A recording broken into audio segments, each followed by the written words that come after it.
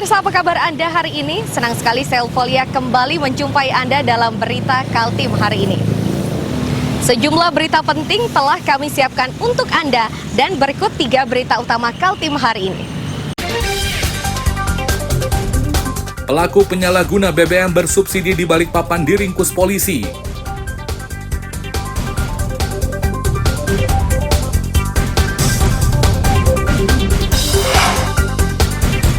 Aktivis lingkungan ingatkan Pemkot Samarinda terhadap ancaman banjir di Palaran.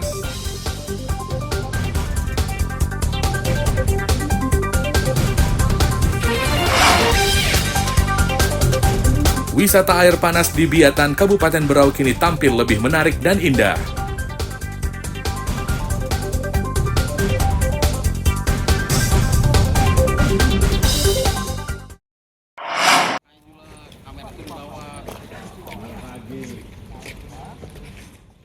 ME 34 tahun pria asal Balikpapan ini ditangkap atas tuduhan penyalahgunaan peredaran BBM bersubsidi. Ia diringkus tim Tipiter Satreskrim Polresta Balikpapan bersama barang bukti sebuah mobil, BBM Pertalite sebanyak 30 liter, dan 1 mesin pompa yang dikenal dengan sebutan pom mini. Lihat sini dong. Kanit Tipiter Satreskrim Ibtu Wirawan Trisnadi menyatakan modus tersangka yakni dengan membeli BBM jenis Pertalite dan Pertamax.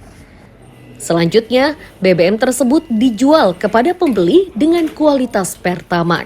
Bisnis terlarang yang sudah berjalan selama 3 bulan itu akhirnya terungkap dan pelaku ditangkap bersama barang bukti.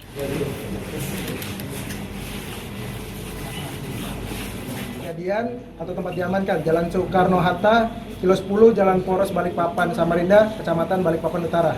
Dengan barang bukti, 1 unit mobil merek Avanza warna putih, beserta kunci kontak, 1 buah jerigen dengan isi 30 liter berisikan BBM jenis Pertalite, 1 buah selang warna putih panjang sekitar 1,5 meter, 2 buah mesin pompa, dan 2 buah drum. Jadi modus tambahannya yang dilakukan oleh tersangka tersebut ialah Pertalite dicampurkan dengan Pertamax, kemudian dijualkan di pom mini dengan harga Pertamax. Jadi dengan itu pun ya bisa membahayakan juga kepada para pembeli. Kemudian pom mini ini juga kami amankan karena selain pom mini tersebut merupakan sarana penjualan, alat pom mini tersebut tidak ber-SNI. Selama ini kami lidik pengakuannya sudah selama 3 bulan. Dia ada sama ME yang sudah ditetapkan menjadi tersangka itu dijerat Undang-Undang Migas dengan ancaman hukuman 5 tahun. Amir Hamzah dan Riani Mantini melaporkan dari Balikpapan. pasal yang disangka.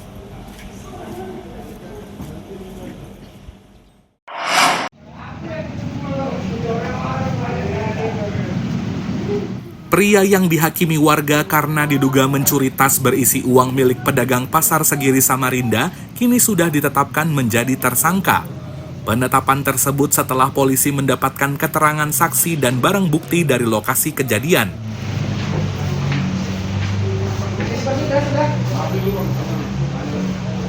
Kapolsekta Samarinda Ulu Kompol Yaser menyatakan Marco masih ditahan untuk proses penyidikan.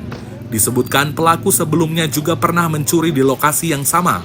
Barang yang dicurinya juga berupa tas milik pedagang yang berisi uang 7 juta rupiah.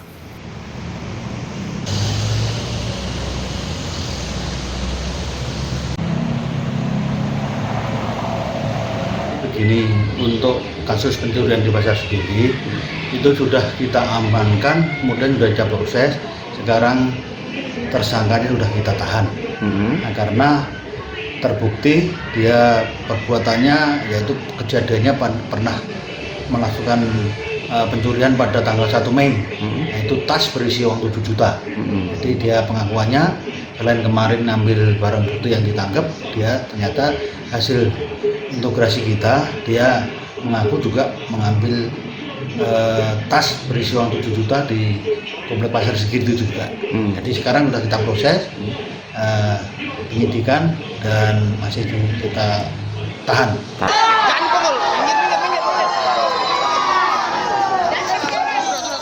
Atas perbuatannya, Marco dijerat pasal 363 KUHP dengan ancaman hukuman 5 tahun. Iswanto melaporkan dari Samarinda.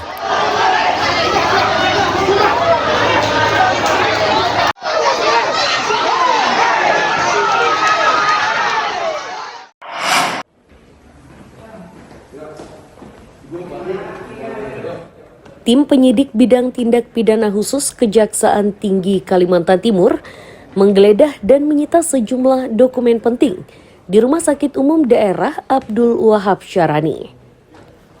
Penggeledahan yang berlangsung 3 jam itu menyita dokumen dan barang elektronik berupa 2 CPU.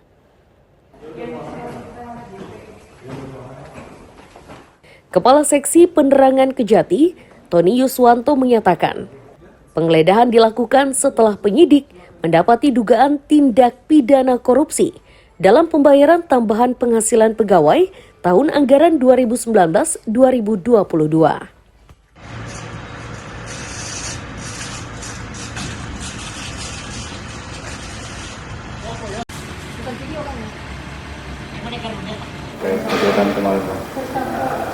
Dalam proses penyidikan dilakukan penggeledahan dan penyitaan dengan tujuan mengumpulkan alat bukti sehingga membuat jelas tindak pidana yang terjadi.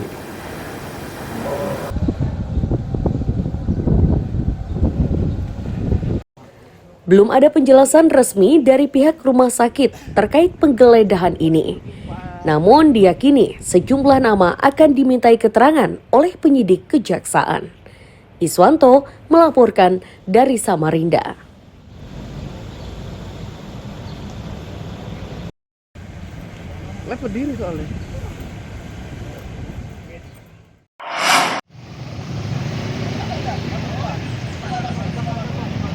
Mobil dan motor yang melintas di Jalan Kesuma Bangsa, Samarinda Kota harus berbelok menuju ke halaman parkir Gor Segiri.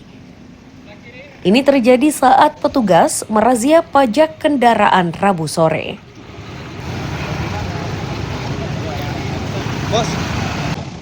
Meski razia seperti ini kerap dilakukan, namun masih banyak pengendara yang terjaring.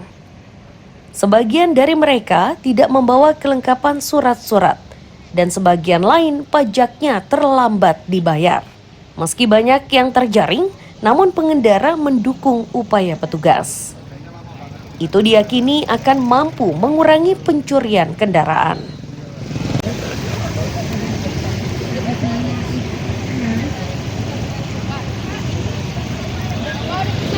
Ya, 2 bulan lagi bayar pajak. 2 bulan lagi bayar pajak ya? Tanggapannya dengan razia hari ini gimana? Tanggapannya bagus sih. Untuk razia ini ada kemungkinan untuk menghindari hal-hal yang seperti kayak pencurian motor atau yang kendaraan yang tidak lengkap. Yang ditakutkan itu adalah motor-motor curian gitu. Pajak? Pajak kendaraan. Iya. Kenapa pajaknya Mbak? Mati. Tadi waktu datang ke sini nggak nyangka ada razia atau gimana? Nggak nyangka ya? Sebelumnya aman sebelum lewat sini ya? Aman. Juga lebih taat pajak juga kan supaya nggak lupa. Bagus sih. Tadi sempat terjaring nggak? Kenapa? Terjaring nggak tadi? Enggak ya? Sudah bayar anu ya? Aman. Oke. Surat-surat lengkap Bu ya? Aman Pak. Lengkap dan hidup ya? Lengkap, ya. Oke. Bu.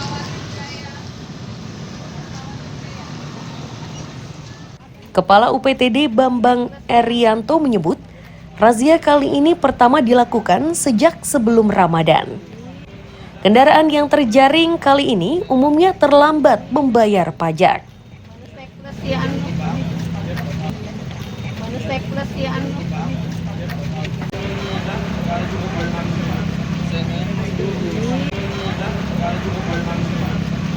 terjaring hari ini kita bisa lihat tadi baik roda 4 maupun roda 2 itu banyak yang terjaring, kita bisa lihat. Jadi masyarakat yang terjaring hari ini bisa langsung membayar pajaknya melalui layanan bis keliling kami, dan yang kebetulan kemungkinan masyarakat tidak membawa duit, mungkin itu bisa kita berikan surat pernyataan, dan surat pernyataan itu nanti dibawa langsung ke Samsat terdekat untuk menyelesaikan pembayaran pajaknya.